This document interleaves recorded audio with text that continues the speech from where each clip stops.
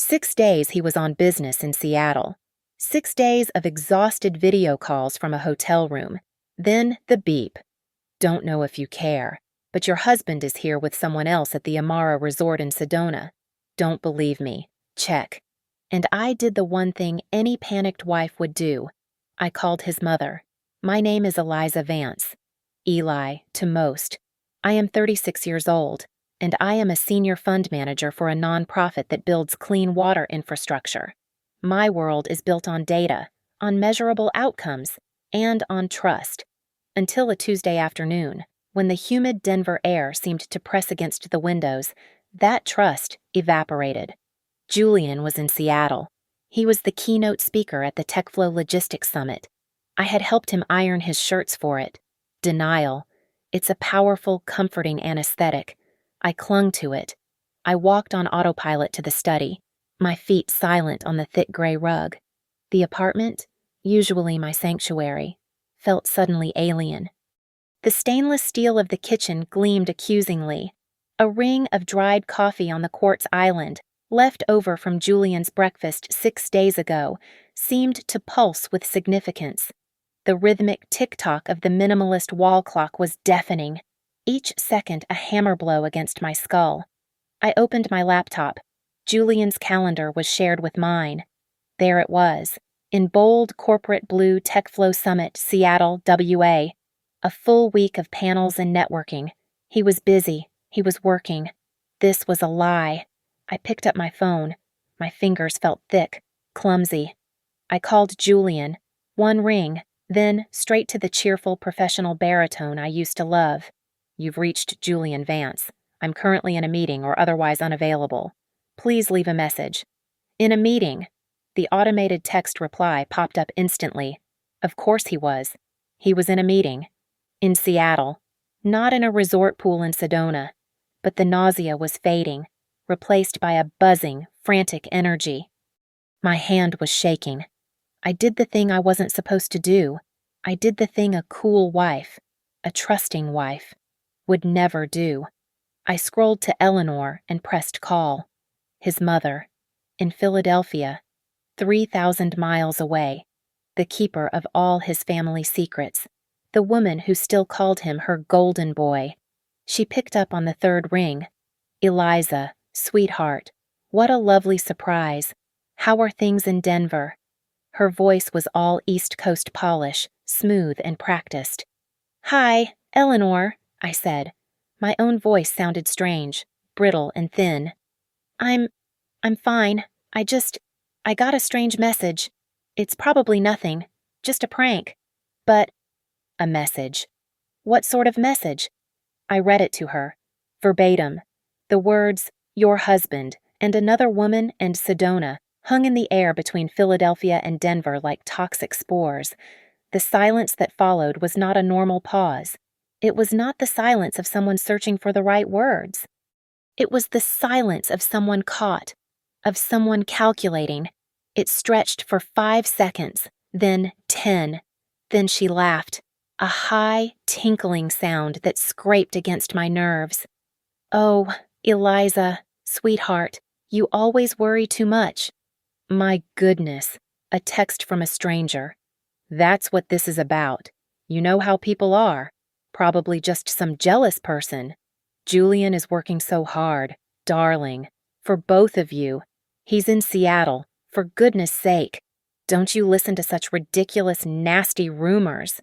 It was the way she said it, the way her voice was dripping with a false, syrupy relief, the way she rushed the words for both of you together, as if they were a shield. It wasn't reassurance. It was a script. It was an alibi. It was a red flag brighter than the anonymous text message. You're right, Eleanor, I said, the brittle tone gone, replaced by something I didn't recognize, something cold. Thank you. It's silly. I'm just tired. Of course. Dear, get some rest. And don't worry your pretty head. I hung up the phone before she could say anything else. I placed it gently on the counter. The nausea was completely gone. In its place, a crystalline Arctic clarity settled over me. She knew. Eleanor Vance knew her son was not in Seattle. She knew, and her only instinct was to cover for him, to call me sweetheart and pretty head while I was being humiliated. And if she knew, it meant this wasn't the first time. This wasn't a mistake. This was a pattern. I looked around the perfect, sterile apartment Julian had designed, and I thought about my career, the one Julian always called cute, the one he said was good for the soul, but not for the bank account. My job is to find inconsistencies. My job is to audit foundations and follow the money to make sure it's not being misused. My job, I realized, had just activated its investigation mode, and Julian was my new project. I walked past the living room, past the sterile white walls, and stopped at the glass door of Julian's home office. It was his sanctuary, a clean, cold space of chrome and black leather that I rarely entered. He'd always been clear about the separation. "Logistics is about data, Eli," he'd say, a patient smile on his face that never reached his eyes. "You do feelings. This stuff would just bore you." My hand was steady on the handle. The room smelled like him faintly of expensive cologne and electronics. I sat in his $10,000 ergonomic chair. The feeling of betrayal had numbed. Now, I was just an auditor, and this was an audit. I woke his computer. A server login screen popped up. Vancity Logistics, private server. He was so proud of his security, but I knew Julian. His arrogance was his greatest weakness, and his greatest blind spot was his mother. I typed in the password ELEANOR71, his mother's birth year, 1971. It clicked, and the server opened. A stupid, sentimental password for a man who claimed to be all about data. First, the financials, our joint accounts. I logged into the credit card portal. It was exactly as I expected. Clean, spotless. A charge at the Hyatt Regency in Seattle 6 days ago.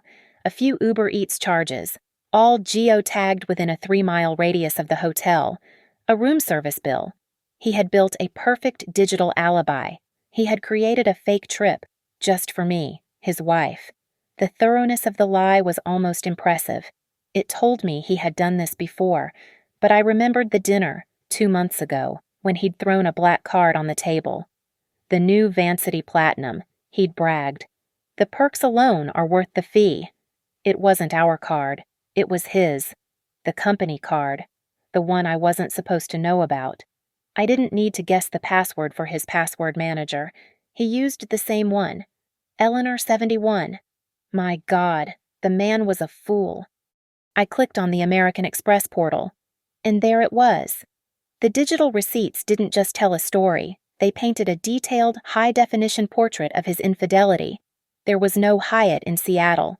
There was the Amara Resort, Sedona, Arizona. A charge for $1,200 a night. A second charge, from 2 days ago, L'Auberge de Sedona. A dinner charge for $600. $600 for 2 people. My eyes scanned the list, the pace of my heart accelerating, not with pain, but with a cold, thrilling rage. Tlaquepaque Art Gallery, a purchase at a high-end turquoise jewelry store, a charge for pink Jeep tours. He wasn't just cheating. He was on a romantic vacation. I needed to be certain. I opened his corporate email. His inbox was pristine, professionally organized.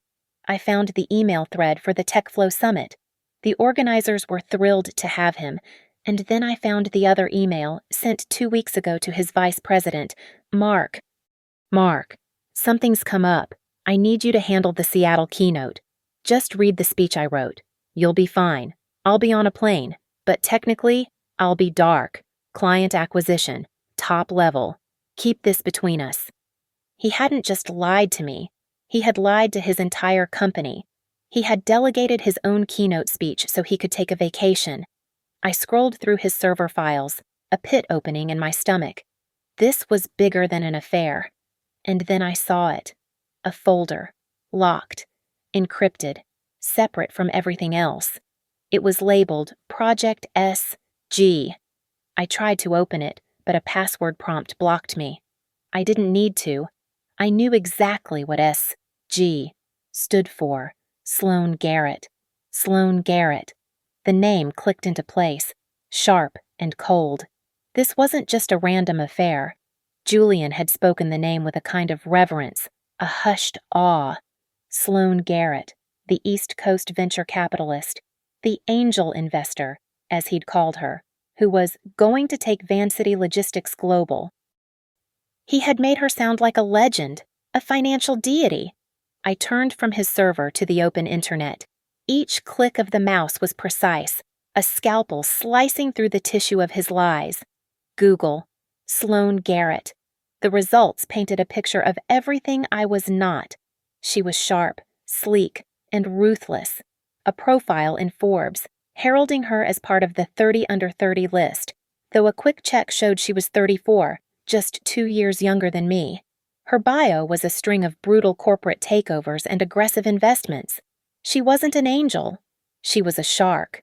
Her Instagram account was public, a curated feed of boardroom victories, minimalist luxury, and power suits. And there, posted 1 week ago, was the proof. A photo of Sloane, grinning, in the cockpit of a helicopter. Her aviator sunglasses reflected the distinct red rock mesas of Arizona, the geotag Sedona AZ. The caption was a knife twist, mixing business with a little pleasure. My heart didn't just beat, it hammered, a sick, violent rhythm against my ribs. I scrolled deeper, my fingers flying. I went back months, past the power suits and the boardrooms, and I found them. The comments, Julian's public comments on her posts, right under my nose the whole time, buried in the alpha male jargon of the tech world. Her, posting a chart, another rocket ship, up and to the right. Julian commenting, impressive growth, but I know a few logistical moves that could make that trajectory even steeper. We should discuss. Her reply, I'm always open to a man with good logistics. At the time, I would have read it as networking. Now, I saw it for what it was, a grotesque public flirtation. The betrayal wasn't just sexual, it was strategic. This wasn't a fling, it was a merger. This was when I truly went to work. My job isn't just about feelings, as Julian loved to say. As a grant writer for major philanthropic foundations, my entire career is built on forensic accounting. I audit the financial health of nonprofits before we wire them a single dollar. I know how to find the rot. I logged into my personal LexisNexis account, the one I used for deep-diving donor backgrounds. I ran a full search on Vancity Logistics. The truth unspooled in a series of legal filings and credit reports. Julian's company wasn't expanding. It was drowning. He had lost the Northeast shipping contract in the first quarter. The West Coast freight lines were underperforming. The company was bleeding cash at an astonishing rate. The funding round from Sloane's firm wasn't growth capital. It was a lifeline. It was a bailout designed to plug the holes in a sinking ship. But the numbers didn't make sense. The valuation Julian was claiming, the one I'd overheard him boasting about on the phone, was wildly inflated. Vancity was a $200 million company on paper, but the assets I was seeing, they barely supported $50 million. The realization hit me with the force of a physical blow.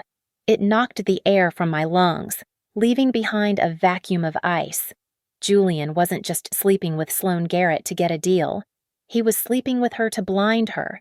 He was actively faking his logistics data, creating a phantom company with phantom assets to lure her and her firm into investing millions.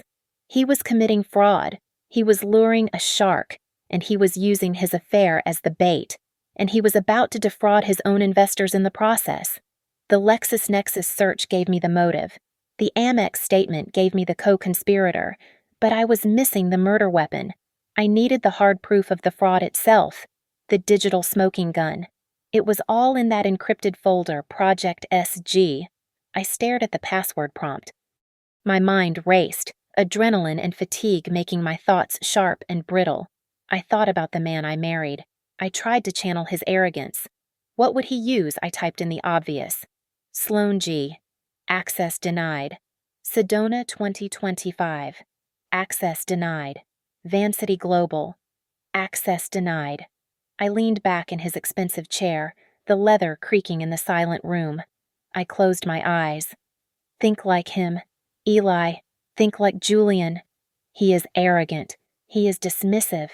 He is a narcissist. And more than anything, he views me with a condescending affection that masks a deep, profound contempt. He thinks I am cute. He thinks my work is feelings. He thinks I am a naive child playing in the nonprofit sandbox while he, the Titan, builds a logistics empire. My eyes snapped open. I remembered a joke he'd made, years ago, at a dinner party. One of his banker friends had asked about my work, and I'd explained my new infrastructure project. Julian had laughed, slinging an arm around me. She's my little bleeding heart, but me, I'm just for profit for now. He'd later shortened it, a cruel little nickname he'd use when I was working late on a grant proposal. Still trying to save the world, just Eli for now. My fingers moved to the keyboard, cold and precise. JUSTELI4NOW. The folder unlocked. It opened. A cold sweat broke out on the back of my neck. I half expected to find a folder of videos, of intimate photos with her. Part of me was braced for the visual confirmation of the affair. But what I found was infinitely worse. It wasn't about sex. It was about spreadsheets. There were 2 main ledgers, both updated just last week. The first was titled Reality. I clicked it open.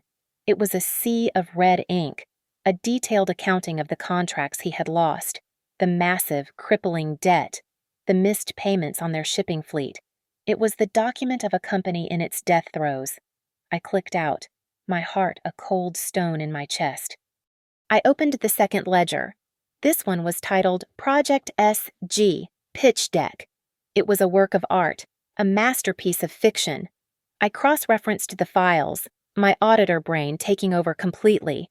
Where the reality ledger showed a lost contract, the Project SG ledger showed a renewed and expanded one.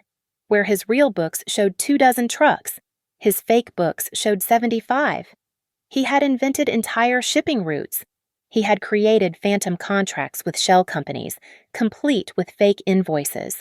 The bottom line was the final, devastating stroke. He had inflated his net profits by 300%.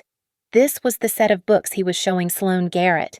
This was the document he was using to secure millions of dollars in venture capital. This wasn't just infidelity. This wasn't just a bad business deal. This was a clear, unambiguous, and deeply stupid case of federal wire fraud. This was the kind of evidence that didn't just lead to a nasty divorce. It led to prison. My hands were shaking again, but not from fear, from a chilling, absolute certainty. I reached into my desk drawer and pulled out a small, black external hard drive, the one I used for backing up my grant proposals. I plugged it into his server. The blue light on the drive blinked. I clicked the Project SG folder. I clicked Reality. I clicked the email threads. I dragged it all. The progress bar lit up, a quiet blue line moving steadily from left to right, sealing his fate. This was not about a broken heart anymore. This was not about a man who had strayed. This was about a criminal who had been caught. This was about survival. And I realized, with a clarity that cut through the pain, that he would try to destroy me to save himself. I ejected the hard drive. The small black rectangle was warm in my palm. It was the complete, unadulterated proof of his crimes. But I knew Julian. He wouldn't just be humiliated. He would fight. He would use his money, his connections, and his army of expensive corporate lawyers to crush me, to paint me as a hysterical, vengeful wife. He would bury me in legal fees until I was bankrupt. I was an auditor, but he was a brawler. I couldn't go to the police. Not yet. This had to be precise.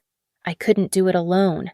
My mind, now a cold machine, began listing assets. Not my assets. His liabilities. The people he had burned on his way up. The people he had dismissed, insulted, and underestimated. the people he thought of as feelings. My first call was to a man who was all about numbers, Ricardo "Rick" Diaz. Rick had been Van City's chief financial officer for a decade, a holdover from the previous owner. He was meticulous, old school, and completely honest. 6 months ago, Julian had fired him. The official reason was restructuring. The reason Julian gave me over dinner was different. The guy has no vision, Eli. He's a dinosaur. He's still using spreadsheets from 1998. I found Rick's number in an old contact list and texted him, "Rick, it's Eliza Vance. I need to talk to you about Julian. It's urgent." He replied in under a minute, "Meet me." The Athenian. 1 hour. The Athenian was a 24-hour diner on Colfax, smelling of stale coffee and industrial bleach. It was as far from Julian's chrome and glass world as you could get. Rick was in a back booth, hunched over a black coffee. He looked 10 years older than I remembered. I slid into the vinyl seat. "Thank you for meeting me, Rick." His eyes were tired but sharp. "I'm not here for pleasantries. Eliza, what's this about?" "You tried to warn him," I said, keeping my voice low. "Before he fired you, you tried to warn him about the numbers, about the West Coast freight lines." Rick's jaw tightened. He stared into his coffee. He told me data is flexible now. He said I was a dinosaur, too obsessed with reality. He said he was building a new reality. "He is," I said. I pulled the external hard drive from my bag and placed it on the Formica table between our coffee cups. The black plastic looked sinister under the fluorescent lights. Rick looked at the drive, then at me. "What is that?" "I have proof. Rick, I have the real books, and I have the fake books, the new reality he's selling to investors." Rick's eyes narrowed, the exhaustion evaporating, replaced by a sudden, intense focus. He understood immediately. "Who's the whale?" "Sloane Garrett," I said. He let out a low whistle. "He's not just stupid. He's insane. She'll destroy him." "We will," I corrected. "I need you to analyze this. I need you to find every instance of fraud, document it, and be ready to testify. I need a clear, unassailable report. In exchange," I said, "I will make sure any testimony you give is in cooperation with the authorities, giving you full immunity. And you get the satisfaction of taking down the man who called you a dinosaur." Rick looked at the hard drive, then at me. A slow, cold smile spread across his face. It was the smile of a man who had been patiently waiting for a train that had finally arrived. "Data isn't flexible, Eliza," he said, sliding the hard drive into his coat pocket. "It's a hammer. Call me when you have a timeline." I left the diner and walked back to my car, my first soldier secured. I had the numbers. Now I needed the logistics. My second call was to Paula, Julian's executive assistant. Paula had been with the company for 15 years. She remembered when Julian was just a brash junior exec. He treated her like a piece of furniture that occasionally fetched him coffee. He forgot her birthday, butchered her last name, and openly mocked her floral cardigans. But Paula saw everything. She managed his schedule, his emails, his travel. She was the operating system for his entire life. I called her personal cell. She picked up immediately. "Paula speaking. Paula, it's Eliza Vance." There was a pause, not of confusion, but of anticipation. "Hello, Eliza. I've been wondering when you might call." My blood went cold. "What do you mean?" "The Seattle keynote," Paula said, her voice crisp and devoid of emotion. Julian gave it to Mark to read, but I was the one who booked the client acquisition trip to Arizona, and I was the one who was told to send the $3,000 gift from the art gallery to Ms. Garrett's New York apartment. She knew. She had known all of it. "Paula," I said, my voice shaking slightly. "He's back on Friday. I need to know when he lands, and I need to know if he's alone." "American Airlines, Flight 451, Paula said instantly, as if reading from a file. "It lands at 7:10 in the evening. And no, he is not alone. He booked a single private town car for 2 passengers, pickup at DIA, drop-off at your apartment. He listed S. Garrett on the booking with him. He was bringing her to our home. The audacity of it, the sheer, blinding arrogance, took my breath away. Thank you, Paula. That's what I needed. One more thing. Eliza, Paula said, just as I was about to hang up. He's been deleting files from the server remotely, but he's sloppy. He doesn't know I get an administrative alert on all deletions. A tiny, almost imperceptible tremor of rage in her voice. I've also just emailed you the remote login for the internal office security cameras, just in case he gets back to the office before you're ready. He's not as smart as he thinks he is. The email chimed in my inbox. I had my team, the overlooked wife, the dinosaur CFO, and the invisible assistant. Julian was about to find out what feelings looked like. I had 48 hours. From Paula's call on Wednesday afternoon to their scheduled arrival on Friday evening, 48 hours until he brought his mistress to my home. There was no time for grief. The tears that had threatened to come after the call with Eleanor were long gone, cauterized by the ice-cold fury of the financial discovery. I did not cry. I prepared. My house was no longer my home. It was a stage, and I was setting it for the final act. My first call on Thursday morning was not to the best divorce attorney in Denver. Julian would expect that. He would expect a fight over the house, the cars, the joint accounts.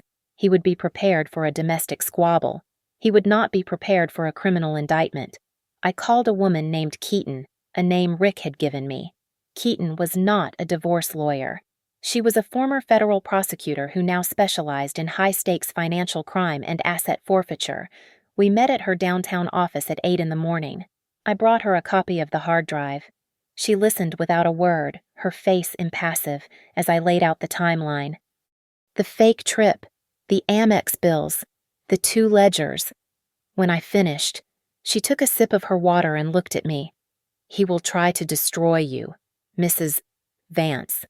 The moment he knows you know, he will freeze the accounts, file for a restraining order, and claim you stole proprietary corporate data. He will paint you as an unhinged, emotional wife. We need to flip him before he can flip you. What do you mean, flip him? I mean, Keaton said, a thin, sharp smile appearing. We establish a narrative. You are not a vengeful wife. You are a concerned party who, upon discovering evidence of massive fraud, took immediate steps to protect yourself and the other victims. The affair, that's just a motive. The fraud, that's the crime. Following Keaton's explicit step-by-step instructions, I went to our bank. I liquidated exactly half of our joint investment account. It was a significant sum, and it was an action perfectly permissible under Colorado state law. The money was wired directly into an escrow account controlled by Keaton's firm. It was my severance. It was my war chest. When Julian tried to freeze the assets, he would find that half of them were already gone. I returned to the house. The silence was absolute. I walked through the rooms, seeing them not as our home, but as a set. Julian was bringing the shark to his home aquarium, intending to show her how big he was, how much he controlled. He was going to civilly tell me my life was over, flanked by his new, superior partner. I did not take down the wedding photos. That's what a hysterical wife would do. I left them all. The big one in the hallway from our wedding in Vail, the casual shots on the mantelpiece. I wanted the stage to look exactly as he remembered it. I wanted them to be surrounded by the life he was betraying. Then I placed the props. On the marble coffee table, next to a stack of architectural magazines. I fanned out the receipts. The paper copies I'd printed from the Amex portal, the $1,200 a night bill from Amara Resort, the $600 dinner charge from L'Auberge. They looked casual, as if I'd just been opening the mail. My final preparation was the most important. I turned on the 80-inch television in the living room, the one Julian had bought for game day. I plugged in a simple USB stick. I didn't need a complex file. I needed a billboard. I created a simple 3-slide presentation. I left the TV on, the first slide illuminating the dark room. It was the screenshot of Sloane Garrett's Instagram post. The helicopter. The red rocks of Sedona. The caption, "Mixing business with a little pleasure." I cued the second slide, a clean, simple screenshot of the American Express statement, with the charges for Sedona circled in red. I cued the third and final slide. It was the chart Rick Diaz had created for me, a simple, brutal bar graph. On one side, a small red bar labeled Van City Reality. On the other, a massive, towering green bar labeled Van City Pitch Deck. And at the top, the title I had chosen myself, a title that removed all doubt of my position. It read, Julian's Choice. I turned off the overhead lights, leaving the room lit only by the glow of the television. I sat on the sofa, facing the door, and I waited. It was 7:45 on Friday evening. The apartment was tomb silent, the only movement the faint swirl of dust motes in the single beam of light from the television. I sat on the sofa, bathed in the artificial glow of the paused screen. I had been sitting this way for an hour, my breathing slow and even, my body a study in stillness. The storm had arrived. I was just waiting for the first crack of thunder. At 7:47, it came. The metallic, grating sound of a key sliding into the deadbolt. A sound I had heard 10,000 times. A sound that had once meant safety, comfort, home. Now, it was the sound of an enemy at the gate. The lock clicked.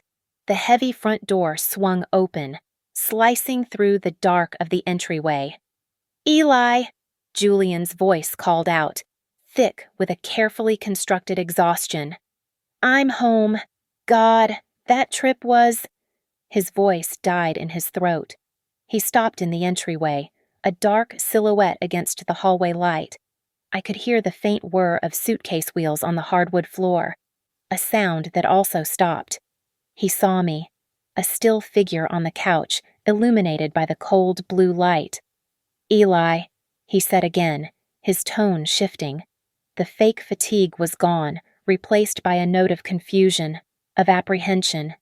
And then I heard another sound, the sharp click-clack of a woman's heels on the floor.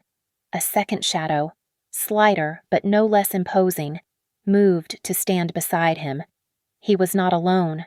Sloane Garrett stepped into the light. She was exactly as her Forbes picture had promised. Her hair was a sleek black blade. Her suit was sharp, tailored, and looked more expensive than my car. She carried an air of clinical, expensive perfume that invaded my space, a hostile colonization of the air I breathed. She looked at me, then at the apartment, her eyes appraising, dismissive, and smug. God, she was so terribly smug. Julian cleared his throat. He was trying to find his script, the one he had rehearsed on the plane. He stepped forward, trying to reclaim his territory. "Eliza," he started, his voice attempting a corporate, take-charge tone. "I'm glad you're here. This isn't how I planned this, but Sloane and I have something we need to tell you." Sloane let out a small, impatient sigh. She pushed past him, taking the lead. She was the one closing this deal. "We were hoping to do this civilly, Eliza," she said. Her voice was as sharp and cold as her suit. "Let's not waste time. It's clear your marriage is over. It's been over for a while, if you were being honest with yourself. Julian's moving to New York." She smiled then, a thin, bloodless compression of her lips that did not touch her eyes. "With me." I said nothing. I let the silence stretch, let their words hang in the air like poison gas. I looked at Julian, at his pale, nervous face, the face of a man who had lost control of his own coup. Then I looked at Sloane, at her unbearable, triumphant arrogance. My gaze dropped from their faces to the small, black remote control resting on my knee. My silence unnerved them, but Sloane mistook it for shock, for defeat. She made herself comfortable. She walked further into my living room, unslung a pristine leather bag from her shoulder, and dropped it onto the floor. Then she sank into my favorite armchair, the one I always sat in to read. She crossed her long legs. the picture of bored entitlement. "Well," she said, looking around. "Aren't you going to offer me a drink?" It was a long flight. My hand was perfectly steady as I lifted the remote. I aimed it not at her, but at the 80-inch screen that dominated the wall. I didn't look at them. I looked at the television, and I pressed play. The first slide, which had been the paused screensaver, snapped into full, bright clarity. The image of Sloane Garrett in the helicopter, grinning against the backdrop of Sedona's red rocks, filled the 80-inch screen. The caption, "Mixing business with a little pleasure," was written in a clean, bold font beneath it. Julian froze. His body went rigid, all the practiced fake confidence draining from his face, leaving behind a waxy, pale mask. Sloane, however, just looked annoyed. She let out an impatient sigh from the armchair. "That's my Instagram," she said, her voice laced with condescending confusion. She glanced at Julian. "Is this some kind of scrapbook, sweetie?" she said, her gaze shifting back to me. "What are you doing?" I didn't answer her. My thumb moved on the remote. I pressed the next button. The screen flickered, and the Instagram photo was replaced by a clean, itemized list, the American Express Platinum statement.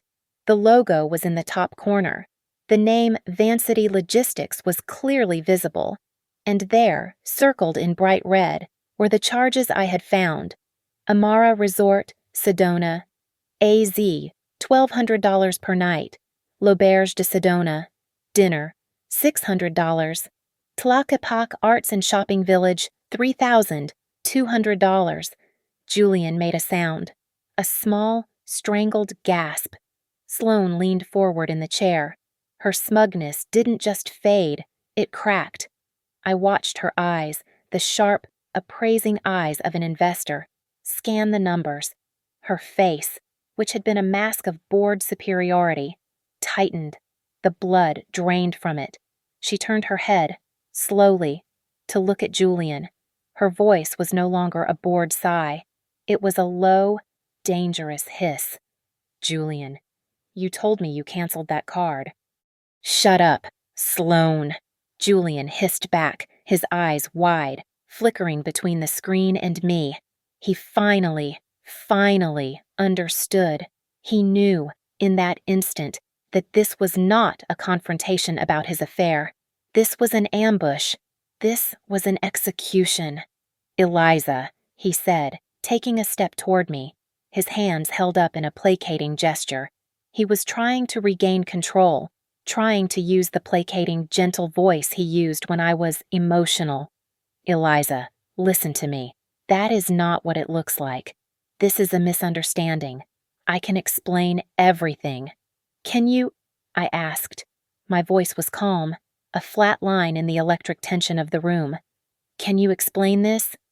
My thumb pressed the next button again. The Amex statement vanished. It was replaced by the final slide, the graph, the masterpiece of simplicity Rick had designed. It filled the screen, glowing with brutal binary clarity. Julian's choice.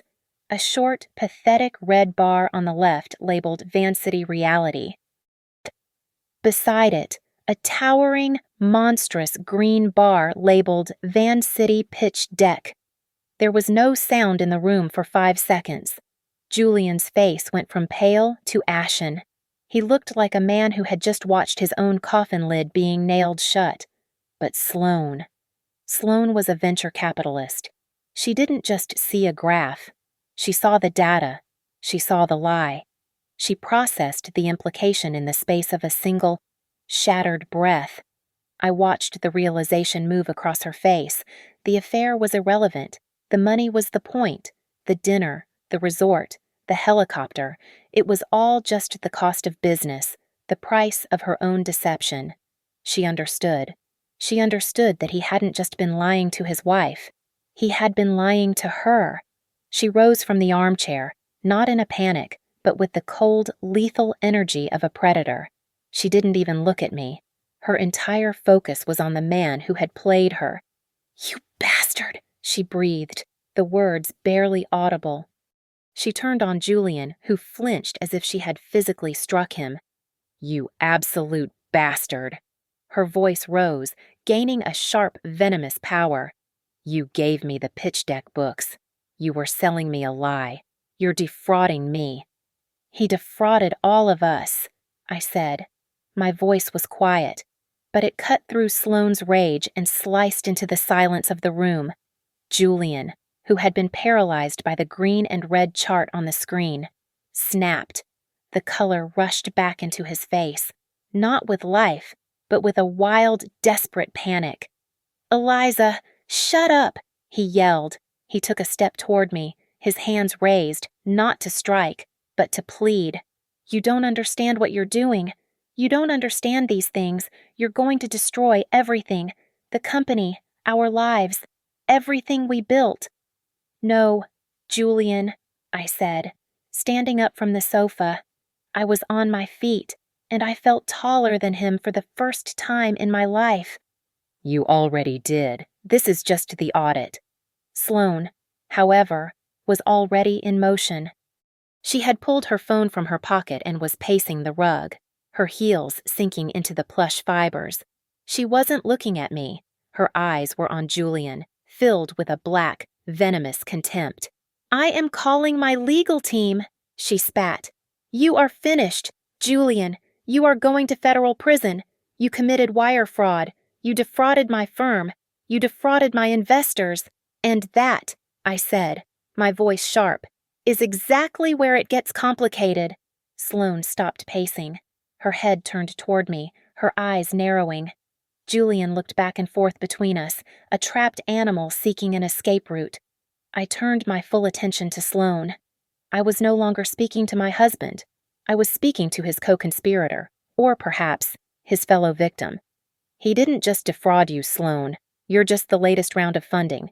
He started this fire 5 years ago. He defrauded his original investors. The seed money." I let the words hang in the air, heavy with implication. "He defrauded the family friends, the ones I introduced him to, the people who got him started because they trusted me." A new, terrible expression dawned on Julian's face. It was not fear. It was not panic. It was a slow, dawning realization. It was hope. He started to laugh. It was not a sound of humor. It was a dry, ragged barking sound of a man who had just been handed a weapon. "Yes," he shouted, pointing a shaking finger at me. "Yes, that's it. Do you see? Sloane, do you see? She's in it too. She's complicit. She set up the first meetings. She was in the room. If I go down, she goes down. You can't touch me without destroying her." He was grinning, a wild, manic grin. He thought he had found it, the one piece of leverage that would save him, mutually assured destruction. He thought he could still chain me to his sinking ship. Sloane went very still. Her finger, which had been dialing her lawyer, paused. She looked at Julian, her face a mask of pure disgust. Then she looked at me. Her expression was no longer angry. It was not smug. It was the calculating, intensely focused look of a strategist. She analyzed me. She saw the trap Julian was laying. She saw the two of us, the wife and the mistress, shackled together by the same lying man. And she made a choice. Her voice dropped, becoming a low, conspiratorial murmur. She was no longer speaking to Julian. She was speaking only to me. "He's right," she said, her tone flat. "We're both tied to this fraud. How do we play this?" Julian's grin faltered. He looked confused. "What? No. She's the one." I held up a hand, and he actually fell silent. I looked directly at Sloane. "I knew he would do this," I said, my voice as cold and clear as ice. I knew, the moment I found the ledgers, that he would try to paint me as a co-conspirator, that he would use my name and my reputation as his shield. I slid my own phone from my pocket. "That's why I sent you an email." Sloane. 10 minutes ago. It came from an encrypted, anonymous server. The subject line was, "Mutual Insurance." Julian's face went white. "What email?" What are you talking about? Sloane, her eyes locked on mine, raised her phone. Her thumb moved, unlocking the screen. She swiped to her inbox. I watched her face as she found it. I watched her tap to open it. Her eyes widened, just slightly, as she scanned the contents. This is, she breathed, scrolling. This is everything. This is the real ledger. This is the server access log from his office. The full, unedited Amex statements. She looked up, her face a mask of disbelief. Are these audio recordings? Julian always said my job was about feelings, I said, my voice cutting through the heavy silence. He was wrong. My job isn't about feelings. It's about documentation. It's about compliance. It is about creating a paper trail so clean and so absolute that it is unbreakable. Sloane was still staring at her phone, her face pale. The audio. You recorded him. He tried to pull me into the investor meetings 5 years ago. I continued, walking past them to the landline on the console table. He said I was his friendly face, his secret weapon. He wanted me to smile and reassure his old family friends while he took their money. I picked up the receiver. But after every single one of those meetings, I did my job. I sent a follow-up email to every single investor, a private email. In it, I detailed every risk I had seen. I strongly recommended they seek independent due diligence, and I made it explicitly clear that I, Eliza Vance, was not a financial representative of Vancity Logistics, and that my presence was not an endorsement. I was looking at Julian as I spoke. I watched his mind work, watched him travel back in time. I saw the moment he remembered. Those emails, he whispered, his eyes wide with a new, dawning horror. Those annoying emails, the ones that made the investors nervous. I told you to stop. I told you. You were confusing them. You told me to stop, I corrected, because they created a public record of your negligence. They proved you were warned and that you ignored the warnings. I have a file of CYA letters cover your ass that is 5 years deep. I have proof, I said, turning my gaze back to Sloane, that you, Sloane Garrett, are a victim of a coordinated, long-term fraud, and I have proof that I attempted to warn every other investor who ever put $1 into this company. I placed my hand on the phone's keypad. My role in this is clear, I said. I am a witness. I nodded at Julian, who looked like he was about to be physically sick, is the criminal, and you, Sloane. You are the one who decides what happens next. Sloane looked from Julian's crumbling, panicked face to my cold, resolute one. The calculation in her eyes was instant. There was no loyalty. There was no emotion. There was only the deal. She was a shark, and she had just been shown a path to get her money back, with interest. She gave me a single, sharp nod. I dialed the number. It rang once. Rick, I said, my voice clear and strong. It's Eliza. Are you with the other investors? Good. Tell them the data package is on its way. Sloane Garrett will also be joining your call to represent her firm's interests. Julian finally broke. A wild animal sound tore from his throat. No, Eliza, you can't. He lunged, not at me, but at the laptop sitting on the coffee table, the one I'd used to build the presentation. He dove for it, his hands outstretched, a desperate, clumsy attempt to stop the inevitable. He was too late. I never took my eyes off him. I watched his world end. My hand was already on the mouse. As his fingers made contact with the table, inches short, I looked him directly in the eye, and I clicked send. Thank you so much for listening. Comment below and let me know where you're listening from. I'd love to hear your thoughts. Please subscribe to Lily Revenge Stories, like this video, and give us extra support by hitting that hype button so more people can hear this story.